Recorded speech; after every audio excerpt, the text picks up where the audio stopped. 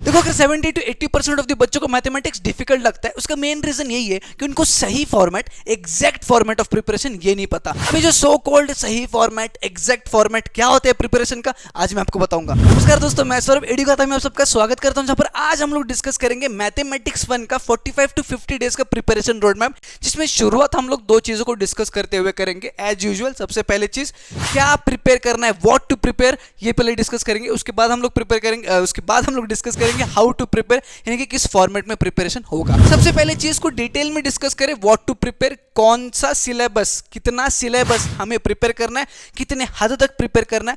इसमें हम लोग दो चीजों को समझेंगे, एनालाइज करेंगे और डिस्कस करेंगे। सबसे पहला चीज रहेगा पेपर फॉर्मेट, जिसको जानना बहुत जरूरी है प्रिपरेशन के पहले। 8 क्वेश्चंस पूछे गए हैं। क्वेश्चन नंबर 1 है एमसीक्यूज 4 मार्क्स के, इजी रहेंगे। 1B 4 छोटे क्वेश्चंस 4 मार्क्स के लिए इजी रहेंगे। 2A में 3 एक्टिविटीज दिए गए, 2 आपको सॉल्व करना है 4 मार्क्स के लिए। एक्टिविटीज यानी fill in the blank type of the question, जो कि हालांकि इजी होते ही होते हैं। 2B की बात करें तो 5 क्वेश्चन दिए जाएंगे, 4 आपको सॉल्व करने। ईच क्वेश्चन 2-2 मार्क का होगा, 8 मार्क्स के लिए पूरा क्वेश्चन होगा। काफी इजी होगा ये भी सॉल्व करने के लिए, यहां तक कोई दिक्कत नहीं आएगी। क्वेश्चन नंबर 3A की अगर बात करें तो 2 एक्टिविटीज अगेन दिए जाएंगी, एक आपको सॉल्व करना है। बस ये एक्टिविटीज थोड़े से बड़े होंगे as comparatively question number 2A की एक्टिविटीज। अब यहां तक गाड़ी आपकी स्मूथ चलेगी क्वेश्चन नंबर 3A तक। क्वेश्चन नंबर 3B की बात करते हैं तो 4 क्वेश्चन दिए जाएंगे, 2 आपको सॉल्व करने हैं और ये 6 मार्क्स के लिए पूछे जाएंगे। अब यहां पे कुछ क्वेश्चंस आपको थोड़ा सा आपका फ्लो जो है वो रोक सकता है, आपकी गाड़ी को तो जो है वो रोक सकता है, सोचने में मजबूर कर देगा, थोड़ा सा टाइम कंज्यूम ये क्वेश्चन पर्टिकुलरली कर सकता है आपका। उसके बाद अगर बढ़ते हैं तो क्वेश्चन नंबर 4 में 3 क्वेश्चंस दिए जाएंगे, 2 आपको सॉल्व करने, 4 मार्क्स के क्वेश्चंस है। मैथमेटिक्स में मोस्टली जो वर्ड प्रॉब्लम से फिर उस प्रकार के क्वेश्चन जो होते हैं वो क्वेश्चन नंबर 4 में पूछे जाएंगे। और लास्ट में क्वेश्चन नंबर 5 में 2 क्वेश्चन दिए जाएंगे, एक आपको सॉल्व करने 3 मार्क्स के लिए, और ये पर्टिकुलर क्वेश्चन होगा आपका हाई ऑर्डर थिंकिंग स्किल का question. Is that clear for you? Paper format समझ में आ गया। अब एनालाइज कैसे करना है वो भी बताता हूं। सबसे पहले जान लो वेटेज। वेटेज में 6 चैप्टर है मैथमेटिक्स 1 में, out of which 3 chapters 12 marks के लिए पूछे जा रहे हैं, 3 को चैप्टर्स 8 मार्क्स के लिए पूछे जा रहे हैं। वेरी ऑब्वियस, आपका जो फॉर्मेट है प्रिपरेशन का, उसमें सबसे पहले तो हम लोग इन्हीं 3 चैप्टर को प्रिपेयर करेंगे। व्हाट टू प्रिपेयर में सबसे पहले प्रायोरिटी देंगे हम लोग linear equations, quadratic equations, statistics. उसके बाद हम लोग प्रायोरिटी देंगे प्रोबेबिलिटी और अरिथमेटिक प्रोग्रेशन को। इसके बाद हम लोग लास्ट में रखेंगे फाइनेंशियल प्लानिंग को। क्यों, अभी मैं आपको बताता हूं। सबसे पहले तो जान लो, ये जो linear equations, quadratic equations, statistics है, जो 12 मार्क्स के लिए, जिस चैप्टर का वेटेज ज्यादा है, समझ लो जिन चैप्टर की वेटेजेस ज्यादा है उन चैप्टर से ज्यादा क्वेश्चंस पेपर में पूछे जाएंगे। यानी कि यहां पर अगर ध्यान से देखते हो तो क्वेश्चन नंबर 2A में ऑप्शन है, 2B में ऑप्शन है, 3A में ऑप्शन है, 3B में ऑप्शन है, 4 में ऑप्शन है, और लास्ट का तो छोड़ ही दो। ठीक है, ये जितने भी क्वेश्चंस है जो मैंने टिक किए अभी रेड मार्कर से, इन सारे क्वेश्चंस में जो ऑप्शंस अवेलेबल है, सारे क्वेश्चंस में इन 3 चैप्टर्स में से एक ना एक क्वेश्चन तो होगा ही होगा। यानी कि इन 3 चैप्टर को पहले हम लोग कंफर्म करते हैं, प्रिपेयर करते हैं, परफेक्ट करते हैं, तो इन सारे क्वेश्चन में से एक 2 क्वेश्चंस तो हमारे ऐसे ही बन गए। ठीक है, is that clear for you? 3 question तो ऐसे ही बन गए, यानी कि 60 to 70% of these questions will be covered अगर आप इन 3 चैप्टर्स को परफेक्ट करते हो। Is that clear for you?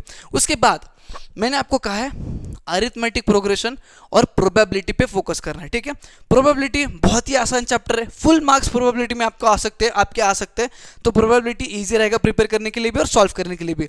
Arithmetic progression में लास्ट वाला जो पार्ट है, वर्ड प्रॉब्लम्स वाला जो पार्ट है, जो काफी बड़े क्वेश्चंस में आते हैं, वो अगर छूट भी जाता है तो भी चलेगा, बट उसके पहले जितना भी दिया गया पार्ट है, nth term, sum of first n terms, उसको बहुत ज्यादा परफेक्ट करना है, क्योंकि उसी के बेस पे यहाँ पे जो 3 मार्क्स के क्वेश्चन है, 2 मार्क्स के क्वेश्चन है, वो उन्हीं चैप्टर में से आते हैं और उसी प्रकार के क्वेश्चन आते हैं। बात करें लास्ट में फाइनेंशियल प्लानिंग की, तो फाइनेंशियल प्लानिंग में एक चीज ध्यान में रखना, फाइनेंशियल प्लानिंग में पूरा चैप्टर अगर प्रिपेयर नहीं होता है, फाइनेंशियल प्लानिंग कुछ बच्चों को डिफिकल्ट लग सकता है, उसका सेकंड हाफ, चैप्टर का फर्स्ट हाफ कीजिए, सेकंड हाफ थोड़ा सा कंफ्यूजिंग है, ज़्यादा प्रैक्टिस की जरूरत है। अगर फाइनेंशियल प्लानिंग समझ में नहीं आता है तो मैं कहता हूं प्रैक्टिस सेट 4.2 तक का तो प्रिपेयर कम से कम हो ही जाना चाहिए, क्योंकि 4.2 और उससे पहले जितना भी सिलेबस पूछा गया है, जितना भी दिया है, वो समझने में इजी है, और उसी पार्ट से क्वेश्चन आपके आएंगे ये पहले 2 क्वेश्चन में, जिसमें कोई ऑप्शन नहीं है, एमसीक्यू और 4 क्वेश्चंस दिए गए। ठीक है, इसमें छोटे छोटे जो क्वेश्चंस पूछे जाएंगे वो, और इसमें भी ये भी क्वेश्चन है आपका 2B, जिसमें 5 क्वेश्चंस पूछे गए, 4 आपको सॉल्व करने, इसमें छोटे छोटे क्वेश्चंस पूछे जाएंगे जो कि अगेन प्रैक्टिस सेट 4.2 से पहले के ही होंगे। Is that clear for you? अब हम लोग डिस्कस करेंगे दूसरे पहलू की, which is how to prepare, यानी कि प्रिपरेशन किस फॉर्मेट में होना चाहिए। सबसे पहले तो एक चीज जान लीजिए, मैथमेटिक्स का preparation is all about practice. Mathematics का preparation is all about practice and second चीज इज कॉन्फिडेंस। बहुत ज़्यादा प्रैक्टिस करना और पेपर में क्वेश्चंस को सॉल्व करने में कॉन्फिडेंस रखना, ये दो चीज़ें अगर जिस भी स्टूडेंट के पास है मैथमेटिक्स में फुल मार्क्स उसके कंफर्म है। कॉन्फिडेंस रहना बहुत ज़रूरी है। ढेर सारे प्रैक्टिस भी करते हो बट कॉन्फिडेंस नहीं है, पेपर में क्वेश्चन को देख के ब्लैंक हो जाते हो, खत्म, पेपर वहीं पे खत्म हो जाता है आपका। ठीक है, कॉन्फिडेंस रहना बहुत ज़्यादा ज़रूरी है।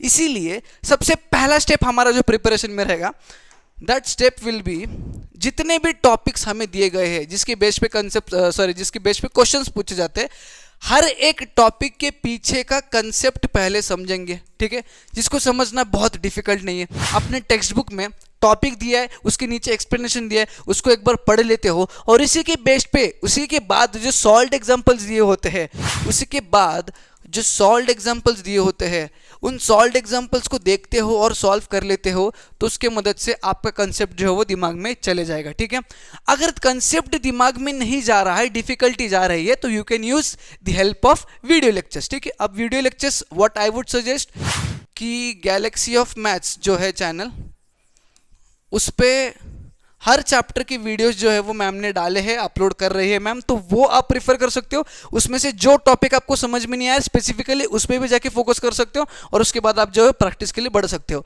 अगर ये चीज़ करने के बाद इसके साथ और अगर कुछ चाहिए आपको, एक्सप्लेनेशन, सही सा एक्सप्लेनेशन, ढंग से एक्सप्लेनेशन आपको चाहिए, तो यू कैन यूज किसी के भी हैंड रिटन नोट्स, और नोट्स अगर नहीं मिलते तो मैंने खुद अपने हाथों से best hand written notes class 10 के महाराष्ट्र स्टेट बोर्ड के बच्चों के लिए बनाया है, जिसमें सारे टॉपिक्स का कंसेप्ट इंग्लिश में एक्सप्लेन किया। English is mixture of Hindi and English, जो कि हर एक स्टूडेंट को बहुत ईजिली समझ में आ जाएगा।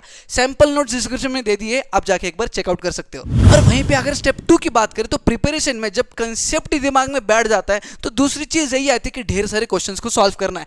क्वेश्चंस को सॉल्व एक फ्लो में करना है। वो फ्लो रहेगा, सबसे पहले सॉल्व्ड एग्जांपल्स को करेंगे।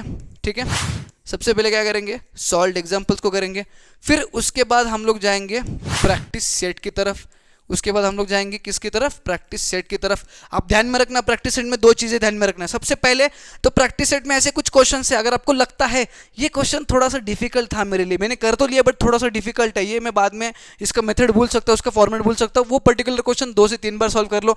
और प्रैक्टिस सेट में अगर कोई क्वेश्चन आता है जो आपको आ ही नहीं रहा है, जिसका सोल्यूशन, तुरंत डाइजेस्ट या फिर गाइड की मदद ले लो, उसका सोल्यूशन देख लो, समझ लो, फिर खुद से 2-3 बार सॉल्व करके आगे बढ़ना है। जैसे प्रैक्टिस सेट खत्म हो जाता है, you have to go towards the problem set, and again problem set में भी वही फॉर्मेट सॉल्व करना है, वही फॉर्मेट की मदद से सॉल्व करना है। जो बिट डिफिकल्ट लगता है उसको 2-3 बार सॉल्व करो, और जो आ ही नहीं रहा है डाइजेस्ट की मदद से देख लो, समझ लो और फिर सॉल्व करना है। Is that clear for you?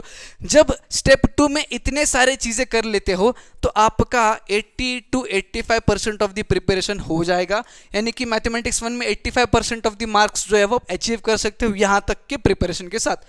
अब स्टेप 3 की बात करें तो यहाँ पे हमें इवेल्युएट करना बहुत ज़रूरी है अपने आप को। ठीक है, और इवेल्युएट करने के लिए we need to solve some extra questions. ठीक है, कुछ एक्स्ट्रा क्वेश्चंस को सॉल्व करने की ज़रूरत है, जिससे हमें पता चल जाए कि प्रिपरेशन कितने हद तक सही जा रही है या फिर कहाँ पे इंप्रूवमेंट की ज़रूरत है। अब ये so called extra questions should be PYQs, जो कि आपको नवनीत के मोस्ट लाइकली 21 में तो मिल ही जाएंगे। उसमें काफ़ी एक्स्ट्रा क्वेश्चंस भी है अदर देन PYQs, उसको भी रिफर कर सकते हो, बट सबसे पहले प्रायोरिटी हमें PYQs को देना है। ठीक है, उसके बाद अगर आप मेरे नोट्स परचेस करते हो तो नोट्स में हर चैप्टर के साथ 2 टेस्ट पेपर मैंने दिया है इवैल्यूएट करने के लिए, और उन टेस्ट पेपर में जितने भी क्वेश्चंस पूछे गए हैं 90% ऑफ द क्वेश्चंस जो है वो PYQs रहने वाले हैं हर चैप्टर के बेस पर। तो आपको PYQs ढूंढने की जरूरत नहीं होगी। अगर आपने नोट्स परचेस किया तो ये फ्री ऑफ कॉस्ट, यानी कि ये बोनस होगा, 2 टेस्ट पेपर आपको उसके साथ मिलने ही वाले। You can go and check it out. That's all for today's video. यही 3 स्टेप के फॉर्मेट की सबसे प्रिपरेशन अगले 45 to 50 डेज तक जारी रखते हो, आपका सो कॉल्ड प्रिपरेशन परफेक्ट या एग्जैक्ट रहने वाला है। और वहीं पे ये वीडियो पसंद आता है तो एक लाइक जरूर करना, दोस्तों में शेयर करना है तो चैनल को सब्सक्राइब करके जाना। हम मिलेंगे नई वीडियो में।